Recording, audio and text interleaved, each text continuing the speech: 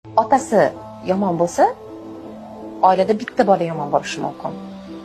Agar onasi yomon bo'lsa, hamma bola yomon bo'lishi mumkin. Bilasizmi, bu maqol bejizga aytilmagan. To'g'ri, hamma oilada ham ideal, chiroyli bo'lavermaydi. Hamma oilada muammolar bo'lishi mumkin. Shunaqa farzandlarni ko'rganmiz, oilasida otasi axloqsiz bo'lishi mumkin. Bunaqa muammolarni juda ko'p aytishadi. Lekin men aytamanki, otasi kim, qanday inson bo'lishidan qat'iy nazar, oilada ona yaxshi bo'lishi kerak birinchi o'rinda. Men shunaqa oilalarni bilaman. To'g'ri, otasi piyonista bo'lishi mumkin, otasining qanaqadir xulqi buzuq bo'lishi mumkin, lekin onasi chiroyli, sabrli ayol bo'lgani uchun hamma farzandlari bir-biridan chiroyli xulqlida. Lekin agar otasi yaxshi inson bo'la turib, onasi xulqi buzuq bo'lsa, oilada hamma farzandda ana shu buzuqlik ko'rinadi-da.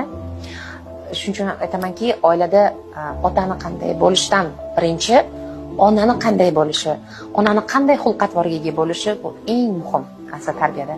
Shuning uchun ham aytiladiki, farzandni tarbiyalashning birinchi qadami unga yaxshi ona topishdan boshlanadi.